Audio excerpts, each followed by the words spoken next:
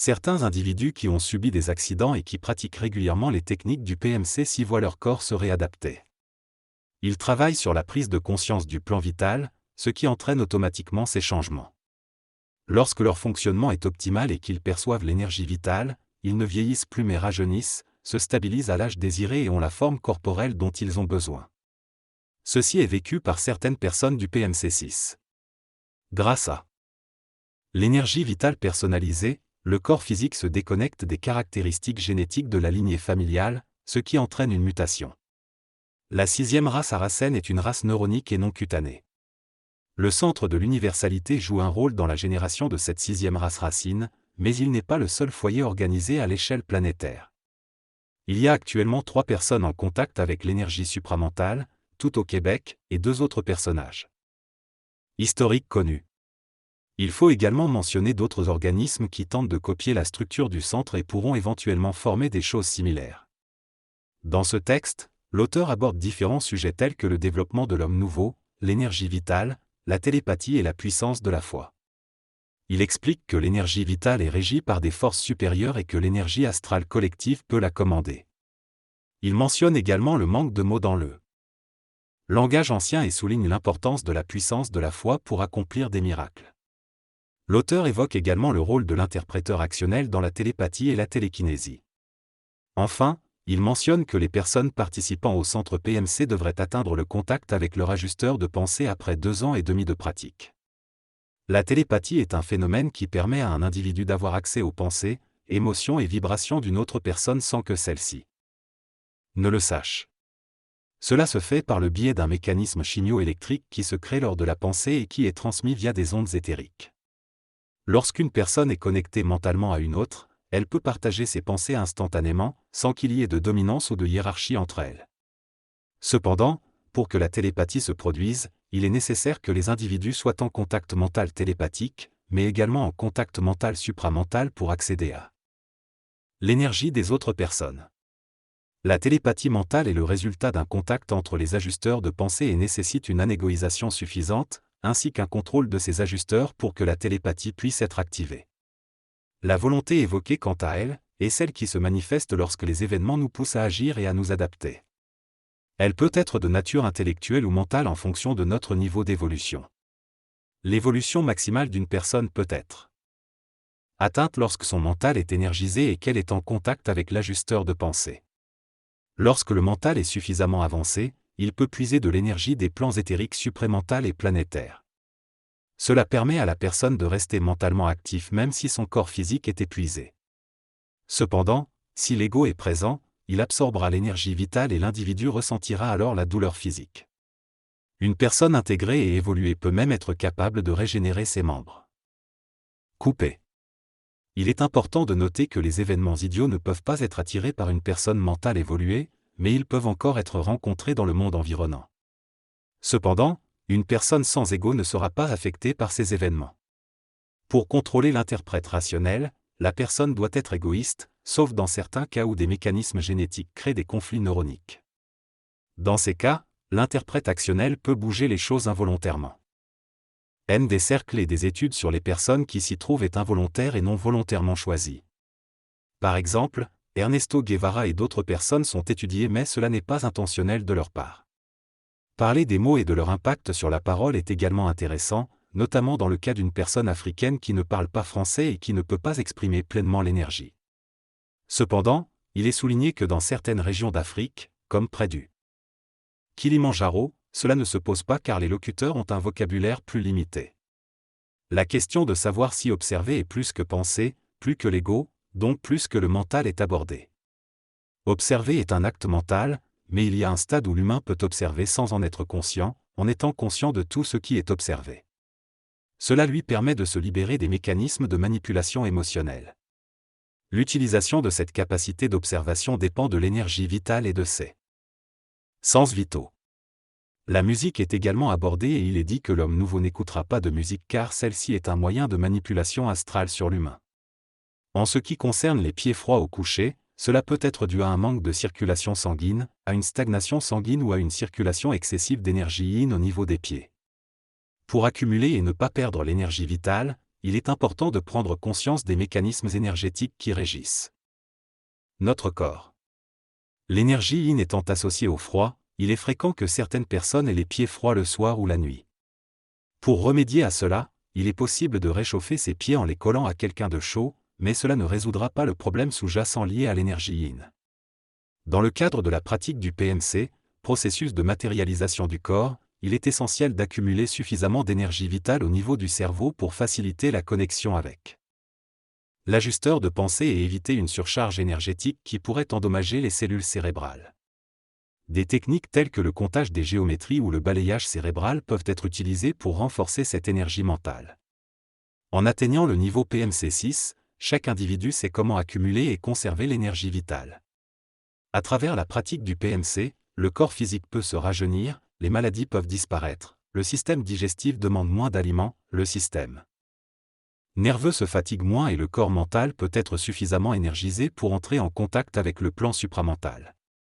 Les personnes du PMC pourront également avoir un léger contrôle sur la cicatrisation de leur corps physique, une accélération du processus de guérison et l'élimination des traces de cicatrisation. Leur nom et leur lignée familiale seront également transformés pour refléter leur nouvelle vibration énergétique. Afin de conserver et de ne plus perdre l'énergie vitale, il est important de développer une capacité à ressentir cette énergie, à observer les perturbations dans le champ vital et à distinguer les différentes saveurs énergétiques, yin ou yang, qui nous entourent. Une fois ces compétences acquises, il devient possible de canaliser et d'utiliser l'énergie vitale de manière consciente. Lorsque nous cherchons à devenir de plus en plus mental et à être moins assujettis aux manipulations astrales, nous devons faire certaines choses dans notre corps physique. Cela implique de canaliser suffisamment d'énergie vitale dans notre corps physique pour permettre à notre ego de s'épanouir. Nous devons également apprendre à canaliser cette énergie le long de notre colonne vertébrale jusqu'au cerveau, de manière à ce que notre énergie mentale puisse atteindre une pensée ajustée sans perte neuronique. Pour parvenir à cela, nous pouvons suivre les techniques PMC 1 à 6. Par ailleurs, en pratiquant ces techniques, les picotements dans les jambes peuvent disparaître, ce qui peut interférer avec notre sommeil. Il est possible d'éliminer ces picotements en traitant l'énergie vitale, en la faisant évoluer et en la faisant descendre en vibration. Le massage, le mouvement, les douches chaudes-froides ou la consommation de beurre d'épinasse peuvent aider à cela. Cependant, il est expliqué que ces picotements vont disparaître complètement lorsque nous serons capables d'hominiser l'énergie, ce que nous ferons progressivement grâce à la pratique des techniques PMC. Les picotements peuvent également être liés à des mutations du cerveau ou à des perceptions d'événements futurs au niveau supramental. Il est également mentionné que le contact télépathique au niveau éthérique peut entraîner le mouvement d'une des deux oreilles d'une personne lorsque quelqu'un pense à elle. Ces mécanismes sont davantage liés à l'interprétation de l'ego et peuvent être amusants à explorer. Quant à la scoliose, bien qu'elle puisse être présente au niveau de la colonne vertébrale, elle ne limite pas nécessairement l'énergie vitale. Les méridiens suivent la colonne vertébrale et tendent à se réorganiser indépendamment de la déviation de la colonne. En pratiquant des techniques appropriées, la scoliose peut se résorber progressivement. Cependant, il est noté qu'une personne peut être tellement satisfaite des résultats qu'elle remette sa colonne dans sa position initiale par excès de jouissance de l'ego. Lorsque nous avons des problèmes physiques tels que la scoliose, cela peut être dû à l'influence de notre ego qui absorbe l'énergie vitale nécessaire à la guérison. Cependant, il est possible de transformer notre corps physique en travaillant sur notre ego. Par exemple, une personne atteinte de scoliose peut retrouver une posture correcte en modifiant son ego. Ce processus peut prendre du temps car le corps physique est plus lent à se transformer. Il est important de croire en notre potentiel de transformation, puisque la création d'un être humain à partir d'une seule cellule est déjà un miracle en soi. Être enceinte apporte une énergie vitale nouvelle, car cela implique la création d'un nouvel être avec une âme en formation. Cependant, cela signifie également que les personnalités réincarnatives s'incorporent dans le fœtus, ce qui peut entraîner une possession de la mère. La mère consacre une grande partie de son énergie vitale à protéger et permettre au fœtus de se développer. Pendant la grossesse, la femme cesse d'ovuler car une partie de son énergie vitale est utilisée pour la procréation et l'autre partie se concentre dans le système sexuel. Ainsi, la sexualité et la capacité de procréer nécessitent l'alliance de deux êtres humains qui, en combinant leur énergie sexuelle, peuvent procréer un nouvel être vivant. Pendant la grossesse, l'énergie vitale de la mère est principalement axée sur la gestation du fœtus, ce qui peut entraîner un manque d'énergie vitale chez la mère, affectant parfois sa parole et son intellect. Cela dépend de l'entité qui se réincarne en l'enfant à naître. Certaines entités peuvent puiser davantage d'énergie vitale de la mère, ce qui peut affecter sa propre énergie mentale égoïque. Il est donc important de comprendre que la grossesse nécessite une concentration d'énergie vitale pour le bien-être du fœtus, mais cela peut reprendre son équilibre une fois la naissance accomplie. Lorsqu'un enfant naît, il peut y avoir certaines aberrations physiques normales. Par exemple, il peut ne pas pouvoir parler, car son centre laryngien n'est pas encore développé, ou ne pas pouvoir réfléchir comme un enfant de 2-3 ans car son centre cérébral n'est pas encore formé. L'enfant peut être soit un génie soit un enfant nouveau, cela dépend de son énergie.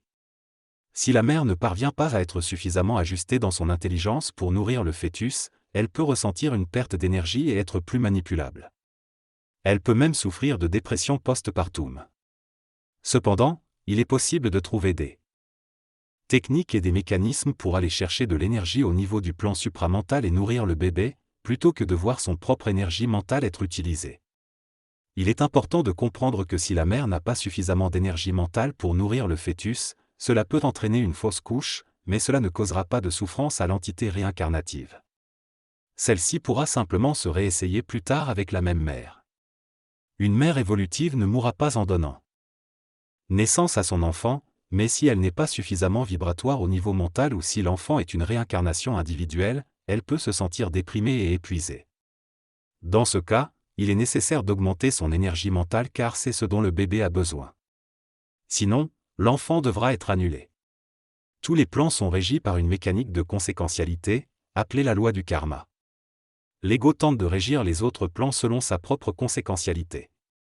L'ajustement de pensée est une voie à l'intérieur de nous qui ajuste nos pensées, mais l'ajusteur de pensée ne nous dicte jamais ce qu'il faut faire.